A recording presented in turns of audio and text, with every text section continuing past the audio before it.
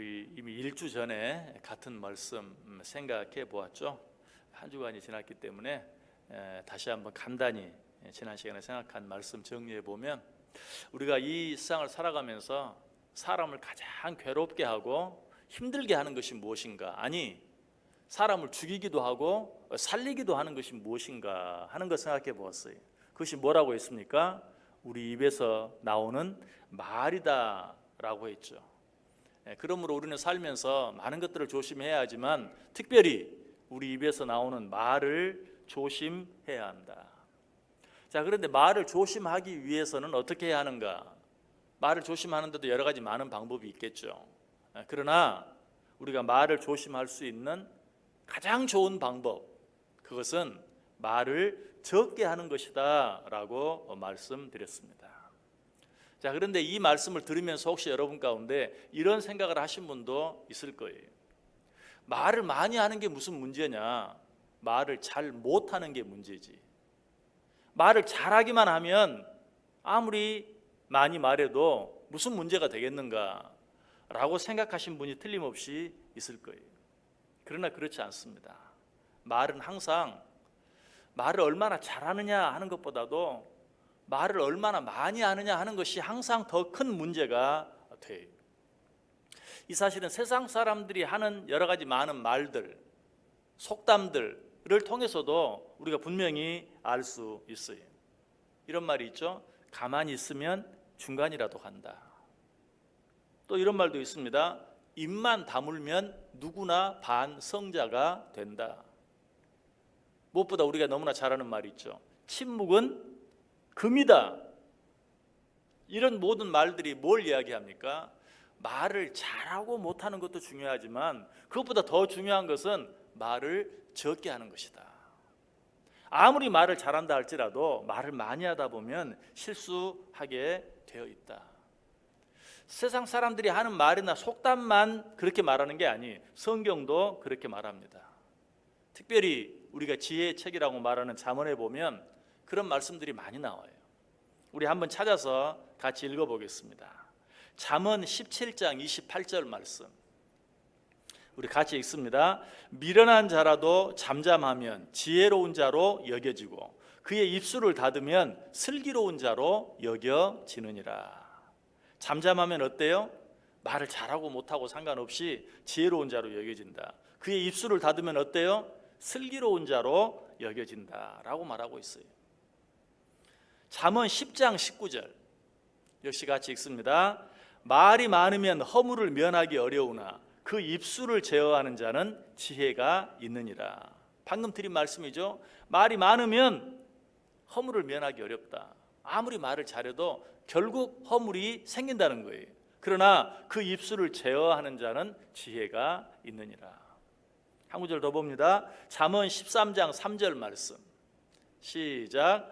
입을 지키는 자는 자기의 생명을 보존하나 입술을 크게 벌리는 자에게는 멸망이 오느니라. 입을 지키는 자, 결국 뭐예요? 말을 작게 하는 것이죠. 할 수 있는 말도 하지 않는 것이죠. 그런 자는 생명을 보존하지만 입술을 크게 벌리는 자에게는 멸망이 올 수밖에 없다라고 말하고 있어요. 자, 그럼 우리는 또 한번 바꿔서 이렇게 질문해 볼 수 있죠. 그러면 말의 양, 말을 얼마나 많이 하느냐 하는 것만 문제가 되고 말의 질, 말을 어떻게 하느냐 하는 것은 전혀 문제가 안 되는 것입니까? 그렇진 않죠. 당연히 말의 질도 문제가 돼요. 우리 다시 성경 읽어볼까요? 시편 52편 3절 말씀 같이 읽습니다. 내가 선보다 악을 사랑하며 의를 말함보다 거짓을 사랑하는도다. 이 책망하는 말씀인데요, 의를 말함보다 거짓을 사랑한다. 이것은 의를 말하느냐 거짓을 말하느냐, 뭐에 관한 문제예요? 말의 양에 관한 문제가 아니라 말의 질에 관한 문제죠. 당연히 좋은 말, 또 말을 잘하는 것, 이것도 중요해요. 오늘 본문도 이 말의 질에 대해서 얘기하고 있어요. 2절과 3절 보시면 그들이 악한 입과 거짓된 입을 열어 나를 치며 속이는 혀로 내게 말하며 또 미워하는 말로 나를 두르고 까닭없이 나를 공격하였음이니이다. 자, 여기에 나오는 말들 생각해 보세요. 악한 입, 거짓된 입, 속이는 혀, 미워하는 말, 이런 것들은 다 뭡니까? 말의 양에 관한 문제가 아니라 말의 질에 관계되어 있는 것을 보게 되죠. 그래서 역시 잠언에 보면 이 말의 질에 대한, 아까 우리가 말의 양에 대한 말씀들을 생각해 보았는데 말의 질에 대해서도 여러 번 이야기하고 있어요. 자, 우리 다시 같이 찾아봅니다. 잠언 12장 18절 같이 읽습니다. 칼로 찌름같이 함부로 말하는 자가 있거니와 지혜로운 자의 혀는 양약과 같으니라. 이 말씀은 어때요?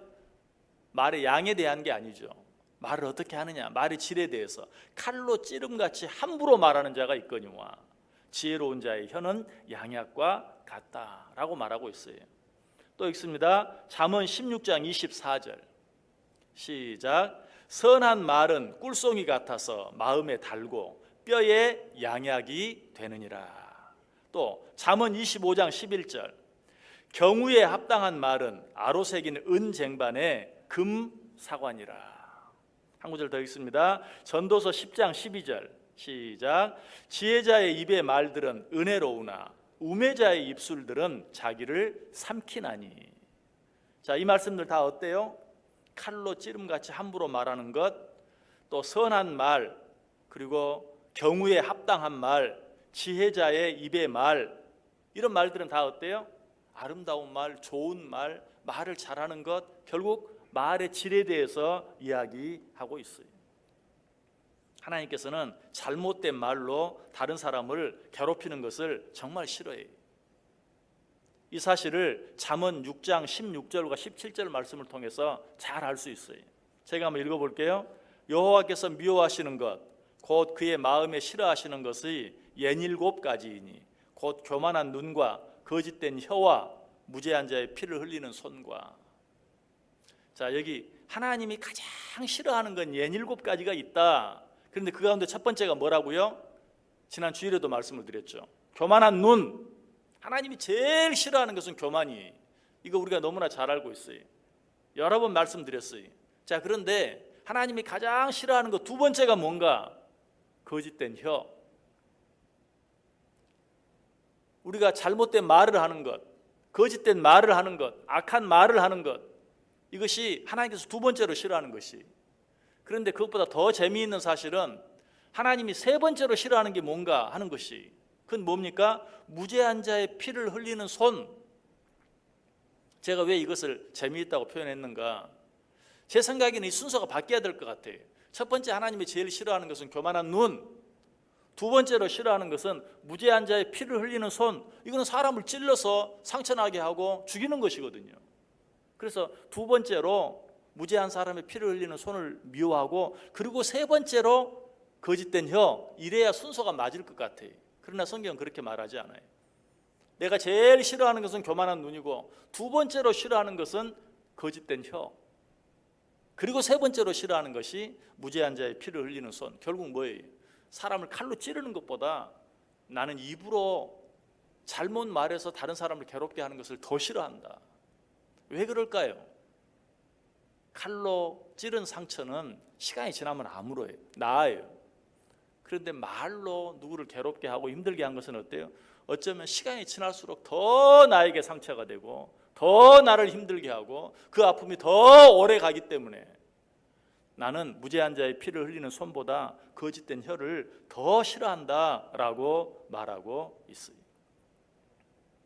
여러분, 이 사실들 기억하면서 우리는 어떻게 살아야 할까요? 말 한마디 한마디 할 때마다 어떻게 말할 것인가? 내가 내 입 가지고 말도 못해? 하는 그런 마음으로 살 것이 아니라 내 입의 말, 내 짧은 이 혀, 이것이 사람을 죽이기도 하고 살리기도 한다는, 내 말로 말미암아 얼마나 많은 사람들이 많은 상처를 받는가 하는 것을 생각하면서 말하기 전에 한 번 더 생각할 수 있는, 그리고 말을 할 때마다 늘 조심할 수 있는, 무엇보다도 우리는 실수가 없을 수 없는 자라는 사실을 기억하면서 말을 적게 하기 위해서 애를 써야 돼요. 여러분, 아무리 좋은 말도 많이 하다 보면 실수하게 된다. 제가 말씀드렸죠? 칼을 가장 잘 쓰는 사람이 누구라고요? 요리사예요. 그런데 그 요리사도 늘 칼로 요리를 하기 때문에 언젠가는 어때요? 그 칼로 자기 손을 베게 돼 있어요. 그래서 사람들이 이렇게 말해요. 좋은 말도 한두 번이다. 좋은 말도 여러 번 하면 듣기가 싫어요. 결국 그것이 다른 사람의 마음을 상하게 할 수도 있다는 사실이. 오늘 하루 말을 조심하면서 무엇보다도 말을 적게 하기 위해서 애쓰는 삶을 살 수 있어야 돼요. 우리 결론적으로 예수님께서 우리에게 해주신 한 말씀 같이 찾아 읽고 오늘 말씀 마치겠습니다. 마태복음 12장 36절과 37절 두 절 말씀 우리 다 같이 한 목소리로 읽습니다.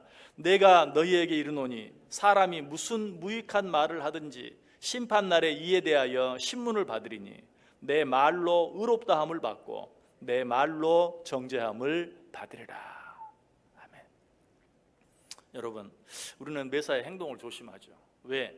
하나님께서 내가 한 일에 대해서 심판하실 것이라는 것을 알기 때문에. 그런데 우리들이 자주 잊어버리는 거 있어요. 내가 한 일에 대해서 하나님이 심판하실 것이다 라고 말하면서도 생각하면서도 내가 한 말에 대해서는 그야말로 하고 나면 지나가 버리는 것처럼 하고 나면 사라져 버리는 것처럼 생각할 때가 많아요. 그래서 손으로 발로 행하는 일들은 조심하면서도 입으로 하는 말에 대해서는 조심하지 못하는, 아니 덜 조심하는 그런 경우가 많아요. 그러나 예수님께서 우리에게 뭐라고 말해요?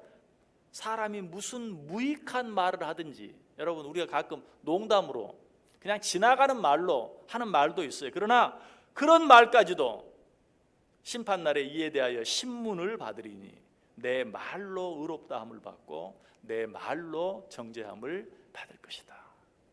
이 말씀 오늘 기억하고 한마디 한마디 모든 말을 조심하고 할 수 있으면 말을 적게 함으로 우리 입에서 나오는 말로 인하여 하나님을 기쁘시게 하고 또 사람들을 기쁘게 하며 살아가는 저와 여러분 꼭 될 수 있기를 주님의 이름으로 간절히 축원합니다.